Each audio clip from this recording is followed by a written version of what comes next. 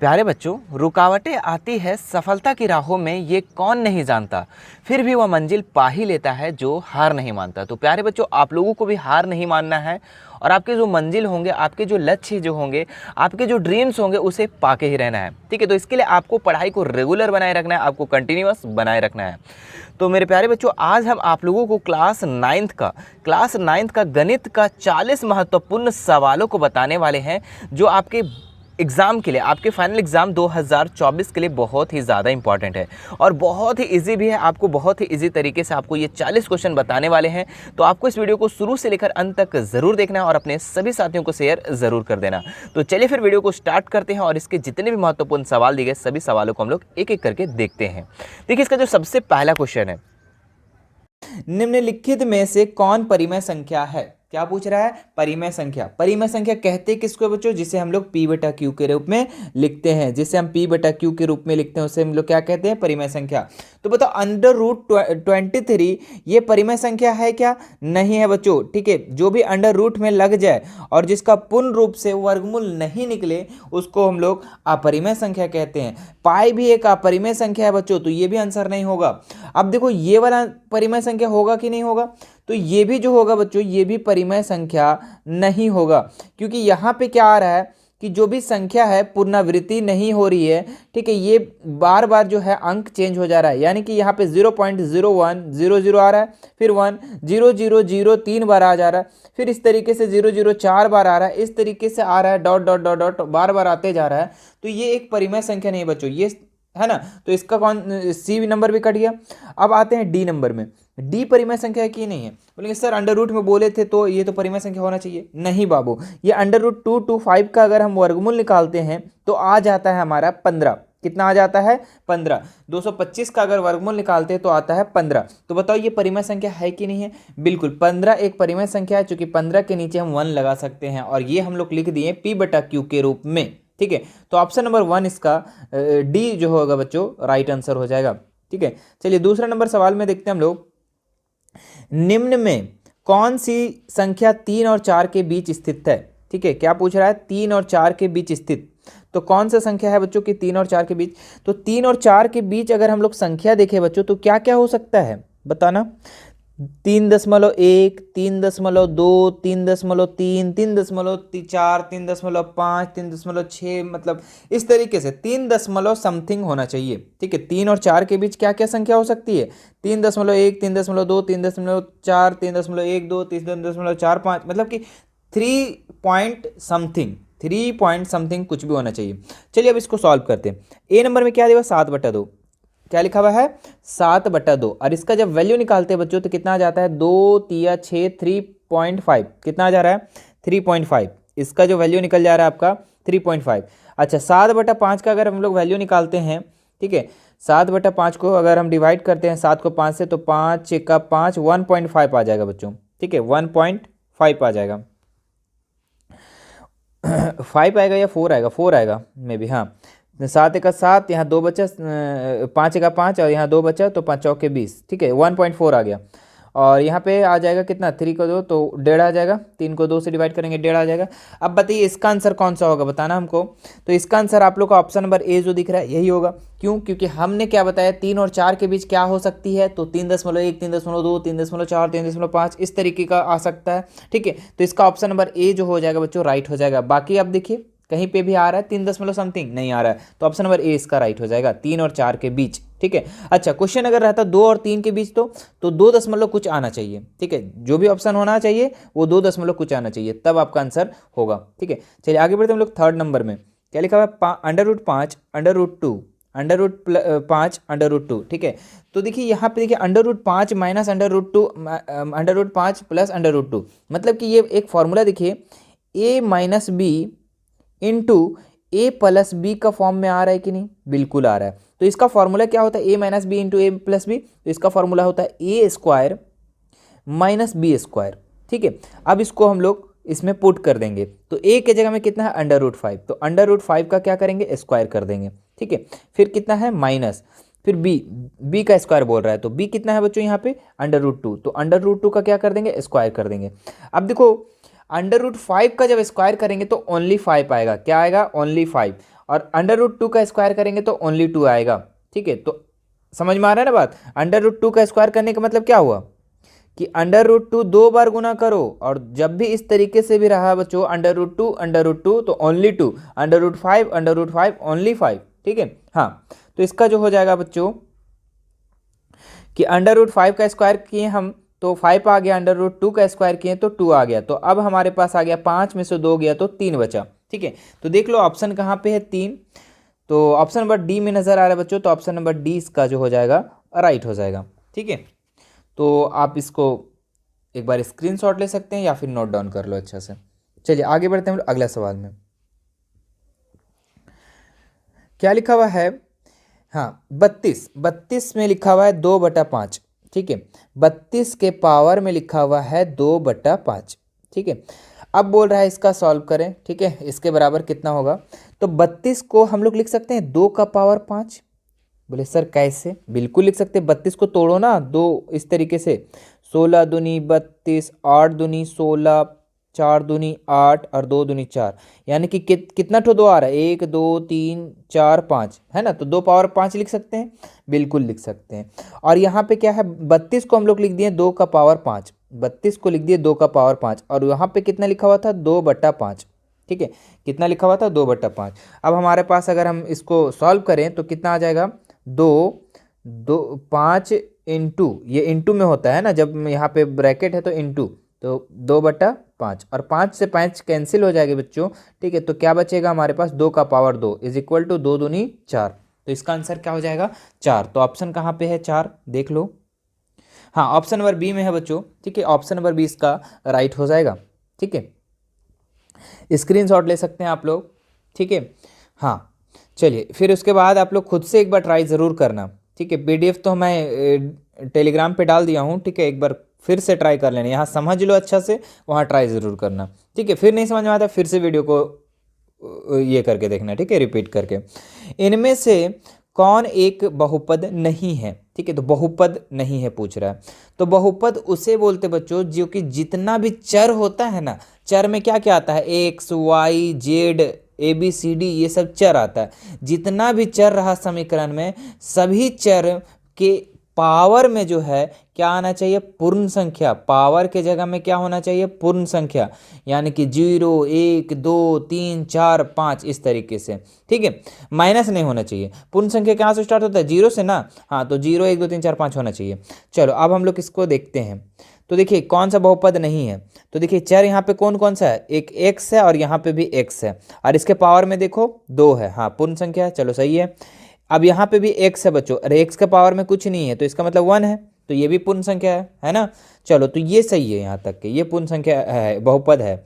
यहाँ दूसरा में आ जाओ, यहाँ पे चर क्या क्या नजर आ रहा है आपको, बड़ा कर लो थोड़ा सा, हाँ चर क्या है, x है और y है। ठीक है, अब x के पावर में कितना है 1 है, y के पावर में कितना है 1 है। अब दोनों चर के पावर में क्या है बच्चों, पूर्ण संख्या है। पूर्ण संख्या, पूर्ण संख्या किसको बोलते हैं, होल नंबर, 0 1 2 3 4 डॉट डॉट, मतलब जो 0 से स्टार्ट होता है, तो ये क्या है, पूर्ण संख्या है। जो भी चर है इसका पावर में क्या है, पूर्ण संख्या, तो ये भी, चलो ये भी बहुपद है। चलो तीसरे नंबर में आ जाओ। ठीक है, यहाँ पे है x और यहाँ पे है y। ठीक है, ध्यान से देखना, x के पावर में 1 है, चलो यहाँ तक के बहुपद ठीक है। y के पावर में 1 है क्या, चलो चेक करते हैं, तो y के पावर में 1 नहीं है, क्यों, देखो एक बार ध्यान से, x लिखा हुआ है प्लस लिखा हुआ है, ये बटा है बच्चों।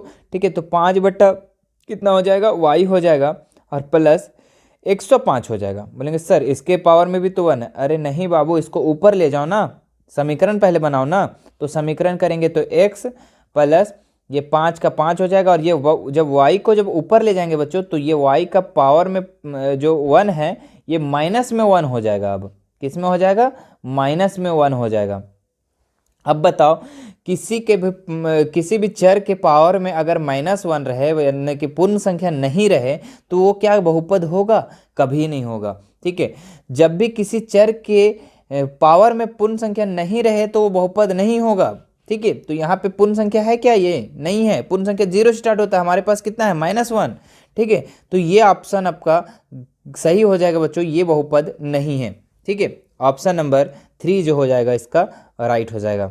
ठीक है, 4 नंबर में आप देख सकते हैं, यहाँ पे डी नंबर में एक्स है और वाई है और जेड है, सभी के पावर में क्या है छुपा हुआ, वन छुपा हुआ, वन पावर छुपा हुआ है।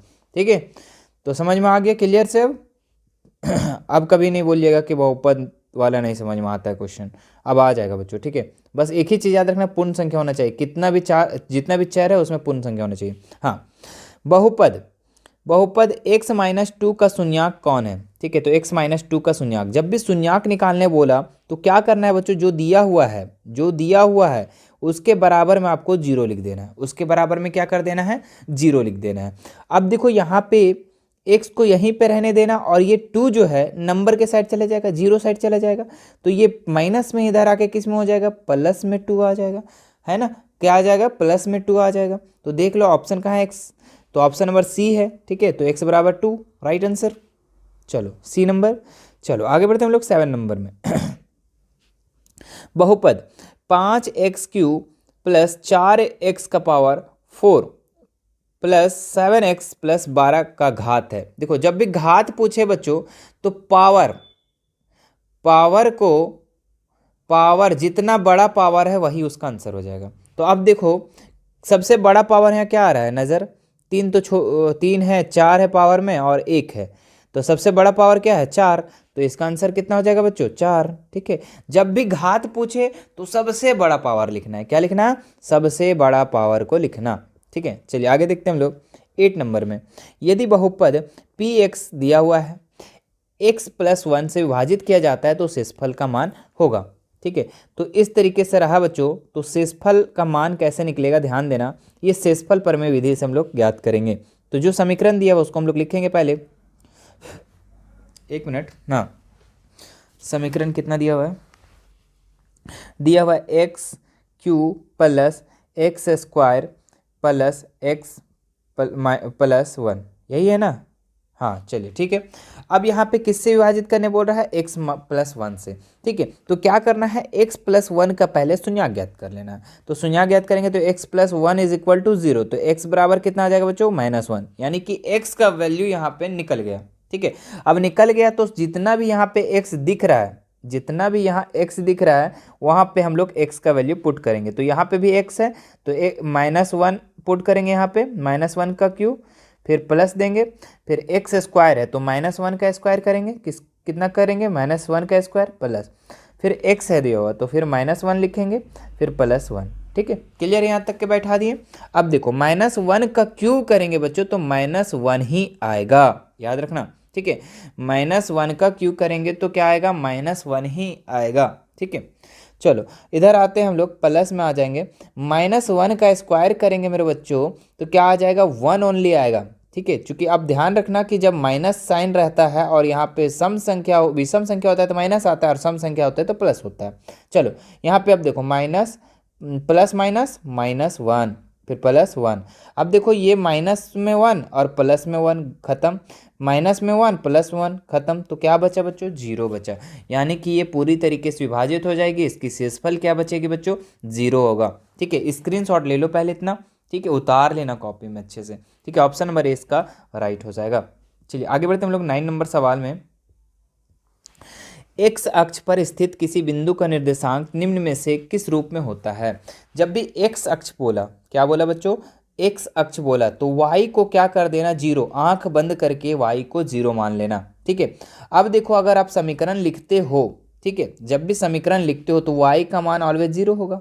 ठीक है, वाई का मान ऑलवेज 0, तो एक्स अक्ष पर रहेगा तो x, 0। ठीक है, तो x कॉमा कहाँ 0 है, ऑप्शन नंबर सी में, y का मान 0 हो ही गया और x के जगह में x हो जाएगा। ठीक है, x अक्ष पर स्थित किसी बिंदु का निर्देशांक क्या हो जाएगा, x, 0। चलिए मूल बिंदु का निर्देशांक, लॉलीपॉप सवाल बच्चों, लॉलीपॉप सवाल। ठीक है, लॉलीपॉप सवाल है, क्या है, मूल बिंदु का निर्देशांक 0, 0 है ना, 0, 0। ठीक है, ये मूल बिंदु क्या होता है बच्चों, ठीक है, एक होता है कार्तीय तल।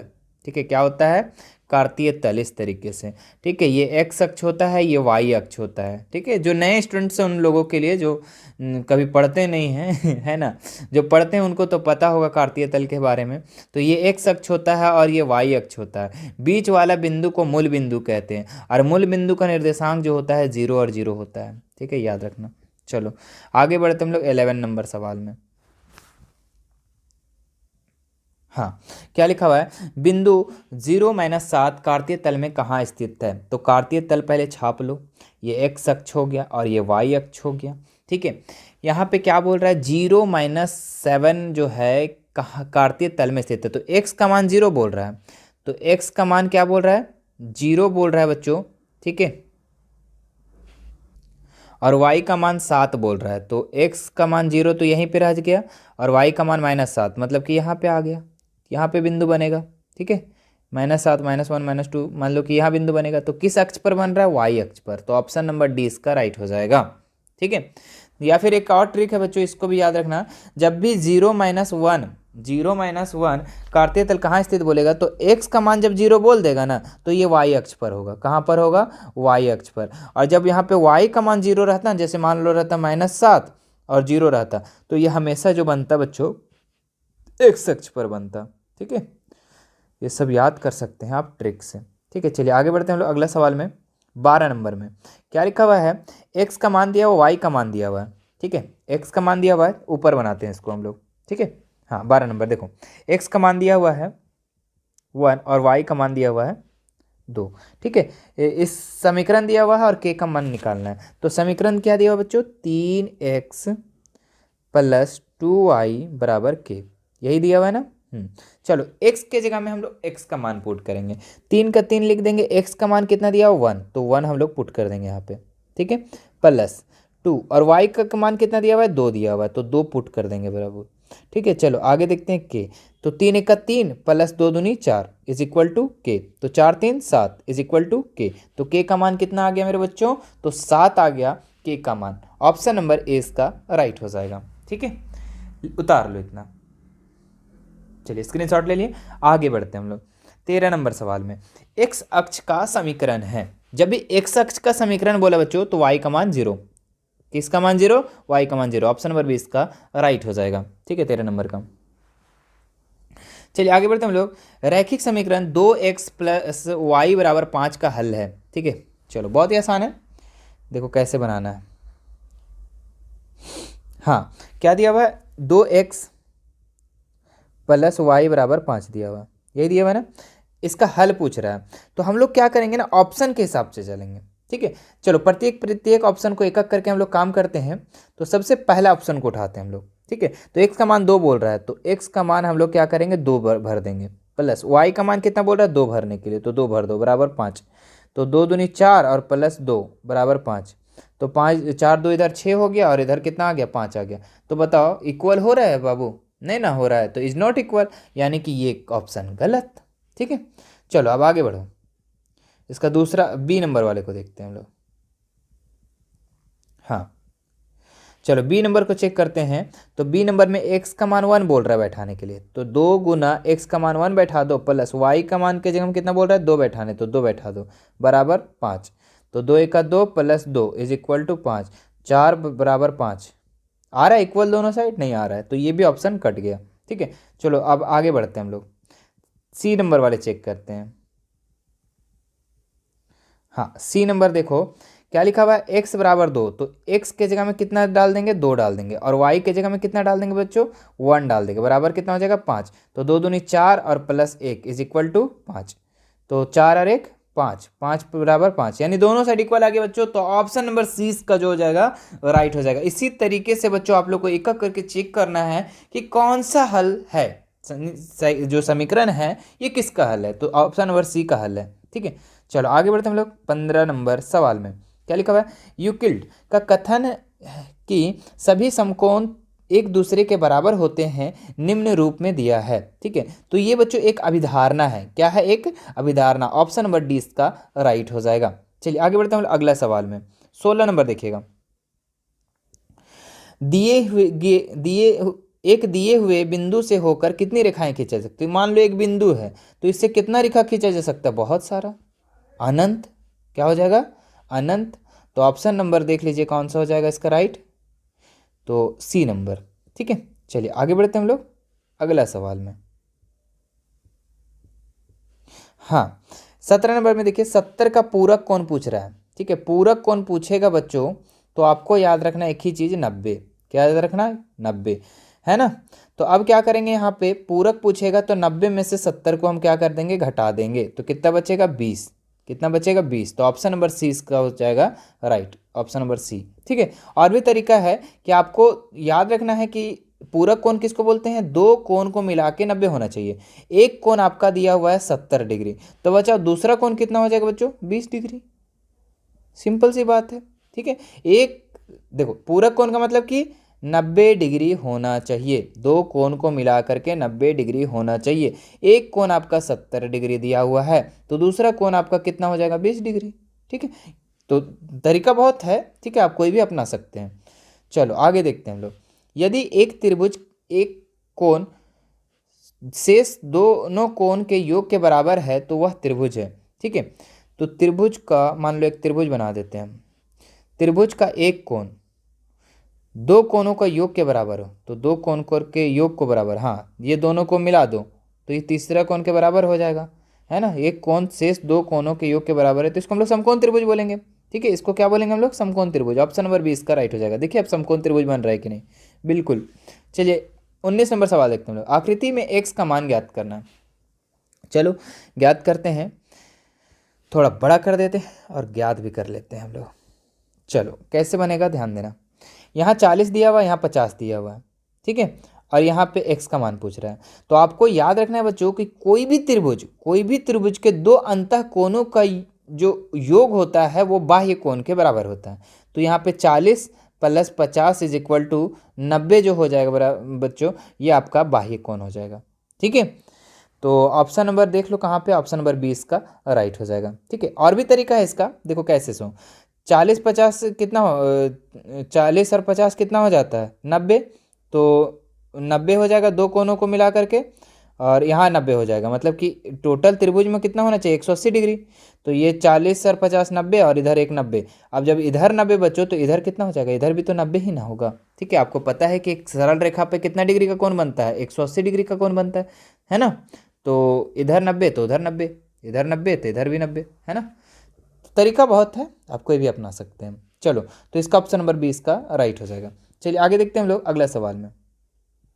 वीडियो अच्छा लग रहा हो बच्चों तो लाइक जरूर कर दीजिएगा, और पूरा सभी को शेयर कीजिए, सभी को शेयर कीजिए। ठीक है। ताकि सभी को लाभ प्राप्त हो सके, सभी को फायदा मिल सके। ठीक है। और सभी मैथ को समझ ले, मैथ को इजी बना दे, है ना। क्या लिखा है, निम्नांकित में से कौन त्रिभुजों की सर्वांग समता कसौटी नहीं है। ठीक है। तो एंगल साइड एंगल है ये, ठीक है, साइड साइड साइड ये भी है, एंगल एंगल एंगल, ये बच्चों ये सर्वांग समता कसौटी नहीं है। ठीक है। त्रिभुज के तीनों कोण अगर बराबर हो जाते हैं तो ये सर्वांग समता कसौटी में नहीं आता है, याद रखना इस चीज को। ठीक है। ऑप्शन नंबर सी जो हो जाएगा इसका बच्चों राइट हो जाएगा।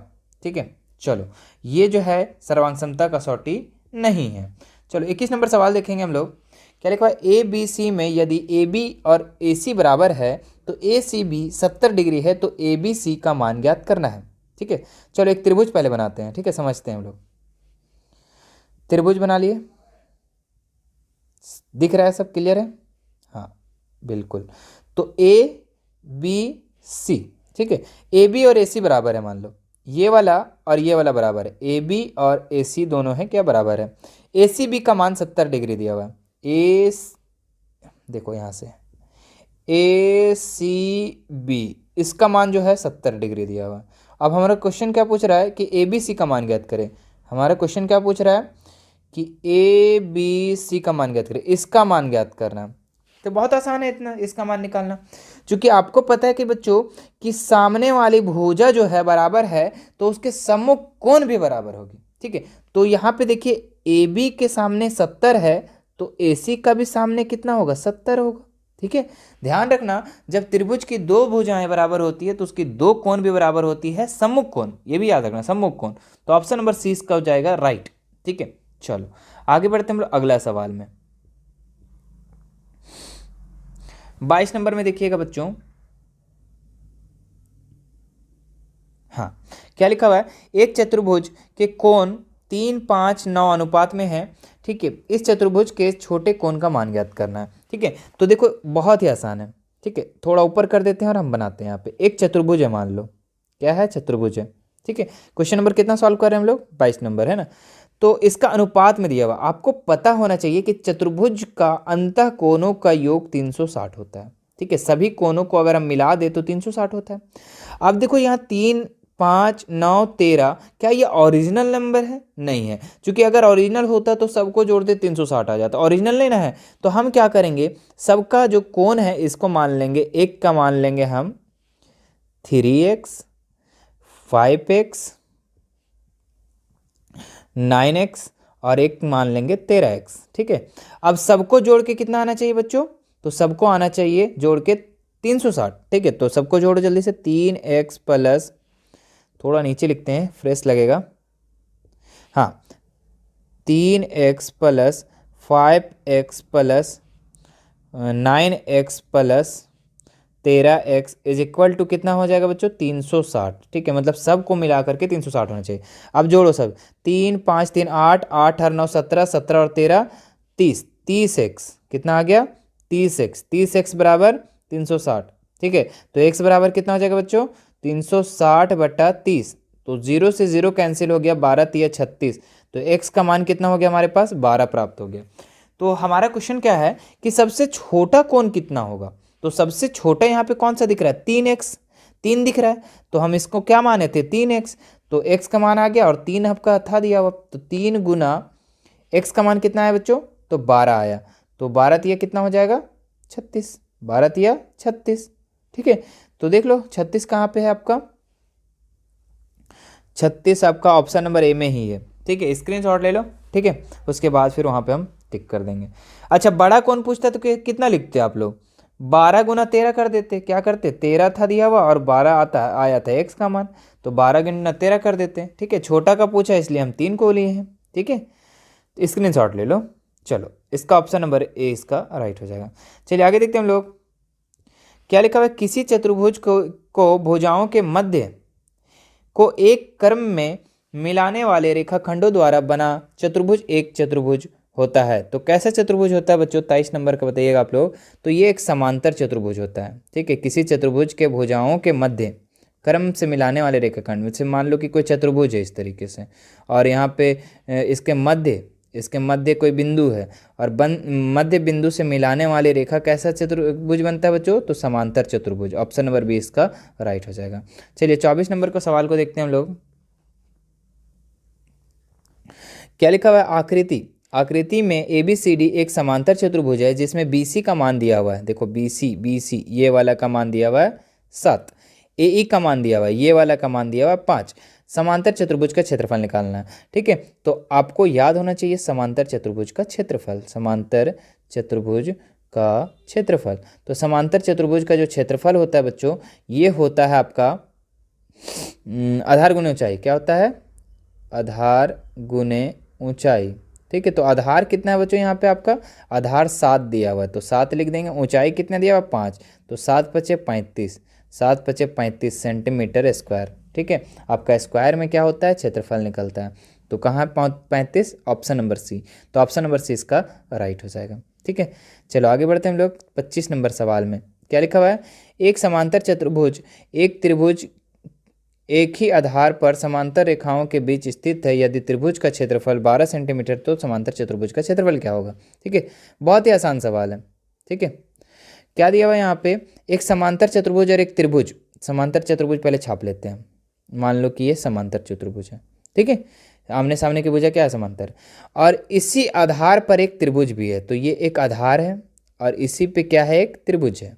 मान लो कि ये एक त्रिभुज है, त्रिभुज का हम बना देते हैं इसी आधार पे एक त्रिभुज भी है। ठीक है, तो क्या बोल रहा है कि त्रिभुज का जो क्षेत्रफल है 12 दिया हुआ है, तो आपको समांतर चतुर्भुज का क्षेत्रफल ज्ञात करना। तो आपको एक चीज़ जो है बच्चों याद रखना होता है। ठीक है, वो आपका प्रमेय है। क्या प्रमेय है कि अगर एक ही आधार पर एक त्रिभुज और एक समांतर चतुर्भुज स्थित हो तो त्रिभुज का क्षेत्रफल का अनुपात और समांतर चतुर्भुज का अनुपात जो होता है 1:2 होता है। कितना होता है, 1:2 होता है। त्रिभुज का क्षेत्रफल का अनुपात और समांतर चतुर्भुज का क्षेत्रफल का अनुपात कितना होता है, 1:2। अब बताओ यहाँ पे अगर त्रिभुज का क्षेत्रफल 12 है तो समांतर चतुर्भुज का क्षेत्रफल कितना हो जाएगा, 24 हो जाएगा। कितना हो जाएगा 24। सिंपल सी बात है, ये अगर 1 है तो ये 2 है, तो यहाँ 12 है, तो ये कितना हो जाएगा 24। ठीक है, डबल जस्ट हो जाएगा। तो देख लो कहाँ ऑप्शन, ऑप्शन नंबर सी इसका राइट हो जाएगा। चलो आते हैं 26 नंबर में। वृत्तखंड एक चाप तथा के बीच का भाग होता है। ठीक है, रिक्त स्थान में भरना है बच्चों। तो वृत्तखंड, मान लो कि ये एक वृत्त है, और वृत्तखंड ऐसे मान लो कि इस तरीके से एक खंड ये हो गया, एक खंड ये हो गया। ठीक है, एक नीचे वाला खंड ये वाला खंड, और एक ऊपर वाला खंड ये वाला खंड। ठीक है, दो वृत्तखंड। तो बोल रहा है कि चाप तथा क्या होता है, जीवा होता है बच्चों, जीवा। इसको हम लोग जीवा के भी नाम से जानते हैं। ऑप्शन नंबर सी इसका राइट हो जाएगा। चलिए आगे देखते हैं हम लोग। 3 आसनरेखी बिंदुओं से होकर कितने वृत्त खींचे जा सकते हैं।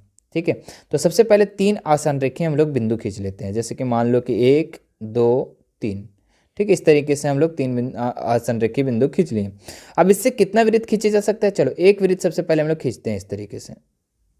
चलो एक वृत्त तो खींच लिए हम लोग 3 बिंदु से। ठीक है, दूसरा वृत्त हम लोग फिर खींचते हैं। तो अरे दूसरा वृत्त खिंचा ही नहीं रहा है जी। अच्छा फिर से एक बार फिर। ठीक है, 3 आसनरेखी बिंदु ले लिए। हाँ, ये एक वृत्त हो गया। दूसरा वृत्त हम खींचने का प्रयास कर रहे हैं। ठीक है, दूसरा वृत्त अगर हम लोग यहाँ से स्टार्ट करते हैं तो दूसरा यहाँ से, अरे दो ही बिंदु टच हो रहा है बच्चों। ठीक है, अच्छा अगर हम यहाँ से करते हैं तो तीनों बिंदु टच होना चाहिए। ठीक है, चलो यहाँ से अगर तो वही तो बिंदु हो गया जी। अच्छा यहाँ से स्टार्ट करते हैं, तो यहाँ से भी स्टार्ट करेंगे तो 2 ही बिंदु टच हो रहा है, नहीं। तो इसका मतलब है बच्चों कि 3 आसनरेखी बिंदुओं से होकर सिर्फ का सिर्फ एक ही वृत्त खींची जा सकता है। ठीक है, कितना वृत्त, एक ही वृत्त खींचा जा सकता है। ऑप्शन नंबर ए राइट हो जाएगा, के एक और केवल एक। ठीक है, चलो 28 नंबर सवाल देखेंगे हम लोग। आकृति में ACB का मान ज्ञात क्या होगा। ठीक है, तो चलो इसको पहले बड़ा कर लेते हैं हम लोग। ACB का मान पूछ रहा है, तो ACB का मान भी हम लोग निकाल लेंगे बहुत ही आसान तरीके से। क्या है बच्चों कि एक वृत्त है, और वृत्त पे इस तरीके का अगर कोई आकार का बना हुआ चित्र है, तो आपका ध्यान रखना है कि यहाँ अगर 50 डिग्री है तो इसका जस्ट आधा यहाँ पे होता है। ठीक है, तो कितना हो जाएगा आधा इसका 25। ठीक है, क्वेश्चन ऐसा भी हो सकता था ना, क्वेश्चन ऐसा भी हो सकता था कि अगर यहाँ पे 30 दिया हुआ रहेगा तो यहाँ पे कितना दे दोगे, यहाँ पे इसका जस्ट डबल 60। ठीक है, तो इतना याद रखना आप लोग। ठीक है, यहाँ अगर 50 है तो यहाँ 25 हो जाएगा, 60 है तो 30 हो जाएगा, और यहाँ पे अगर दिया हुआ रहा है क्वेश्चन में तो आप यहाँ पे अपना से निकाल लेना, डबल कर देना वहाँ। ठीक है, चलो तो देख लो कहाँ है ऑप्शन 25, ऑप्शन नंबर सी। चलो आगे देखते हैं हम लोग 29 नंबर सवाल। हाँ चलिए, हाँ 29 नंबर क्या है। एक त्रिभुज ABC, AB दिया हुआ है और A दिया हुआ है। इस त्रिभुज की रचना संभव नहीं है यदि BC और AC का अंतर है। ठीक है, तो सबसे पहले एक त्रिभुज बना लो, A नाम दे दो, B नाम दे दो और C नाम दे दो। AB का मान दिया हुआ है 4। ठीक है, और A का कोण दिया हुआ है 60 डिग्री। ठीक है, और त्रिभुज की रचना करना संभव नहीं है, कौन सा बताओ। दोनों का अंतर जो होना चाहिए BC माइनस AC, मतलब कि ये वाला और ये वाला का अंतर जो है कितना होगा जब त्रिभुज बनना संभव नहीं होगा। तो ध्यान रखना बच्चों कि जब भी BC और AC, मतलब कि जब किसी एक भुजा के अलावा दो भुजा का जब अंतर बच्चों इस तीसरी भुजा का से बड़ा जब हो जाएगा ना, तो वो त्रिभुज कभी बन ही नहीं पाएगा। ठीक है, हाँ तो ये याद रखना। तो अब दोनों का अंतर देखते हैं हम लोग। 3 हो सकता है, बिल्कुल हो सकता है, क्योंकि 4 से 3 कम है।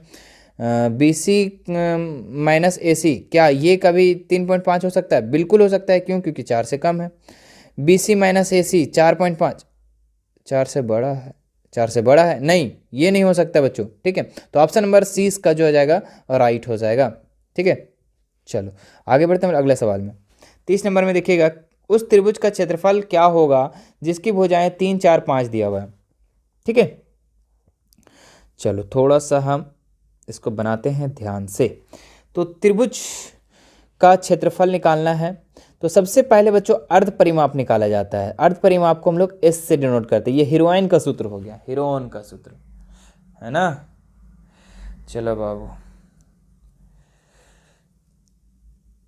चलो तो हीरोइन का सूत्र है, तो इसका एस का फॉर्मूला होता है बच्चों A plus B plus C by two. ठीक है, तो ए का मान कितना है बच्चों यहाँ पे 3 4 5, तो लिखेंगे 3, बी का मान 4 प्लस 5/2 है ना, तो जोड़ दो 4 3 7 और 5 12, 12/2 इज इक्वल टू कितना हो जाएगा 6। ठीक है, एक्स का मान निकल गया हमारा 6।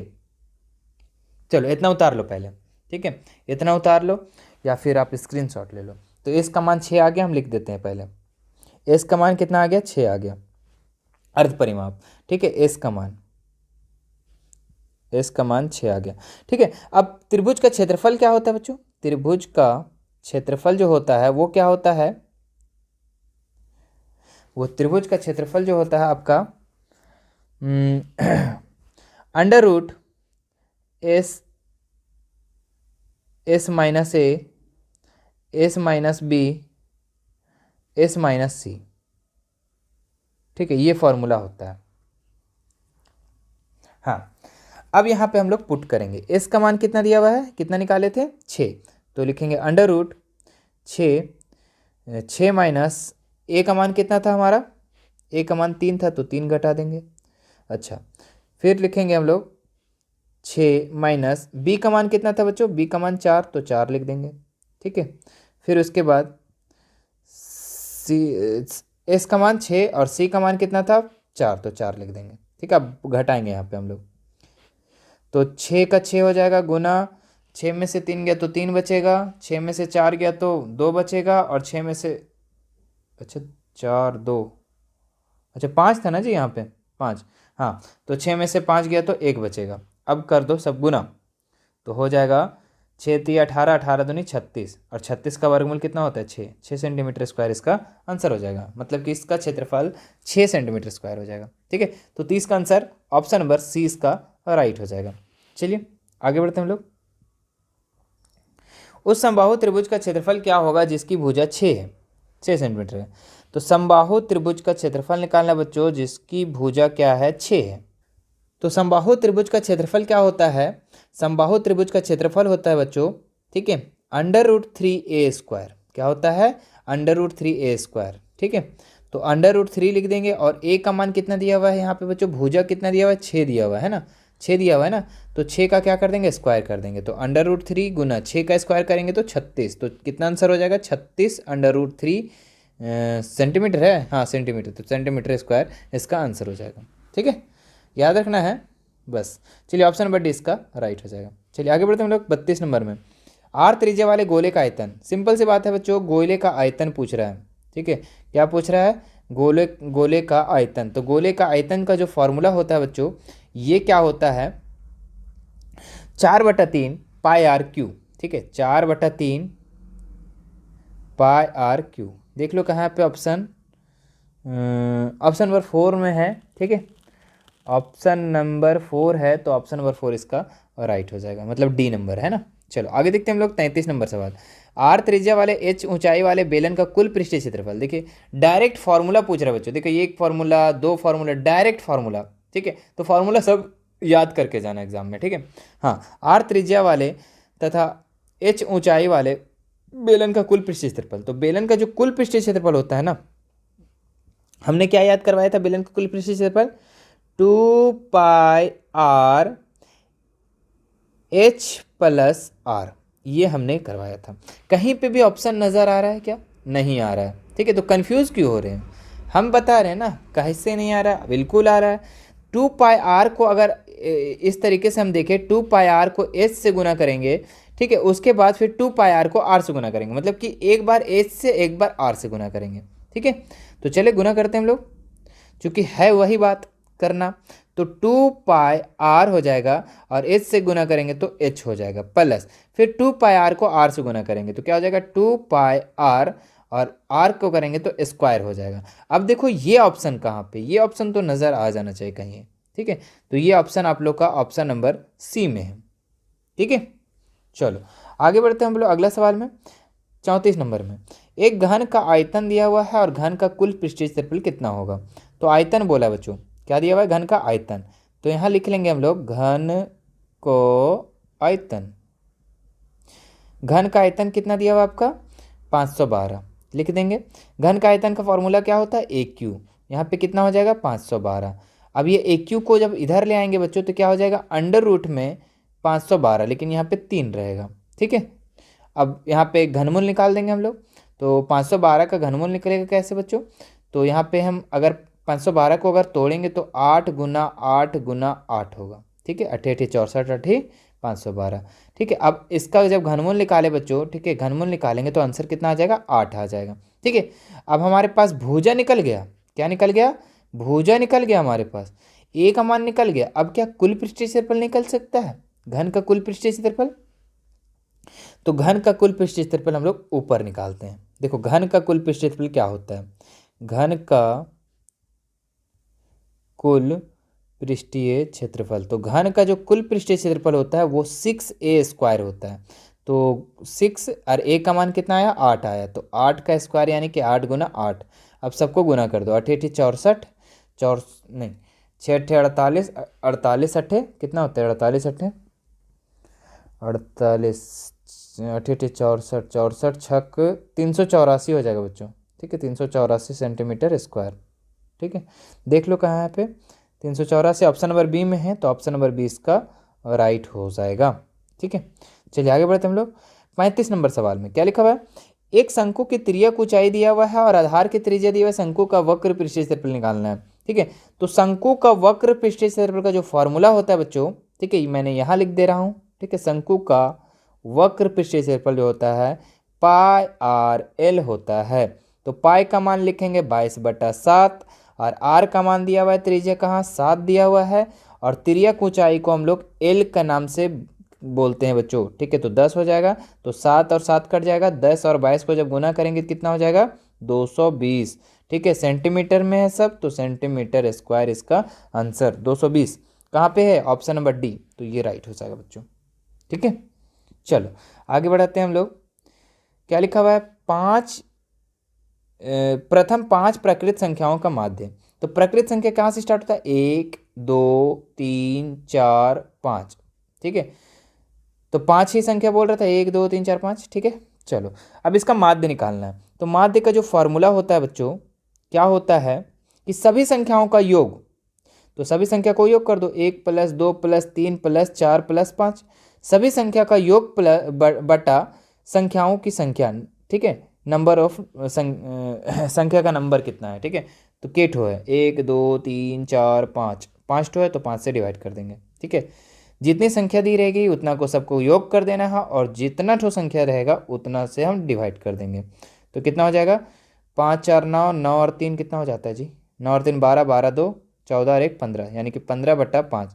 अब डिवाइड करेंगे तो कितना आ जाएगा आंसर 3। ठीक है, तो इसका मतलब क्या हुआ कि प्रथम 5 प्रकृत संख्याओं का माध्य कितना निकल गया, तो 3 निकल गया बच्चों। तो ऑप्शन नंबर 20 का जो राइट हो जाएगा। ठीक है, चलो आगे देखते हैं हम लोग। इसमें बोल रहा है कोई संख्या दी गई है और इसमें बोल रहा है 5 के बारंबारता है, तो 5 कितना बार आया है वो चेक करो जल्दी से। 1 2 3 4 5 6, कितना बार आया बच्चों, 6 बार 5 आया है। ठीक है, 5 की बारंबारता 6 बार आया, तो ऑप्शन नंबर 20 का राइट हो जाएगा। चलिए 38 नंबर सवाल देखते हैं हम लोग। क्या लिखा हुआ है, वर्ग अंतराल 10 20 का वर्ग चिन्ह होगा। ठीक है, तो वर्ग अंतराल 10 20 का वर्ग चिन्ह कितना होगा बच्चों। ठीक है, तो इसका जो होगा वर्ग चिन्ह जब भी निकालने बोलेंगे ना तो दोनों को जोड़ देना और आधा कर देना। तो 10 और 20 जोड़ दो और आधा कर दो, तो 10 20 30, 30 का आधा कितना हो जाएगा बच्चों 15। ठीक है, तो 15 नंबर इसका राइट आंसर हो जाएगा, ऑप्शन नंबर सी। चलिए आगे बढ़ते हैं हम लोग। 39 नंबर सवाल क्या लिखा हुआ, एक पासे को 1000 बार फेंकने पर प्राप्त परिणाम 3 की बारंबारता 150 है, तो इसकी प्रायिकता क्या होगी। ठीक है, तो प्रायिकता का एक फार्मूला होता है बच्चों। ठीक है, प्रायिकता का एक फार्मूला होता है कि जो परिणाम आया है, ठीक है, सबसे पहले कितना आने की प्रायिकता बोल रहा है, 3 आने की, 3 की बारंबारता 150 है। ठीक है, 3 कितना बार आया है 150 बार, तो लिखेंगे 3 का प्रायिकता, तो 3 कितना बार आया बच्चों 150, और कोशिश कितना बार किए थे बच्चों उछालने में, तो 1000, तो 1000 से डिवाइड कर देंगे। ठीक है, अनुकूल परिणामों की संख्या बटा कुल परिणामों की संख्या, तो 0 से 0 कट गया। अब फिर काटो इसको, 5 × 15, 20 2500 नहीं, 25 चौके 100 नहीं, 20 2500, हाँ बिल्कुल।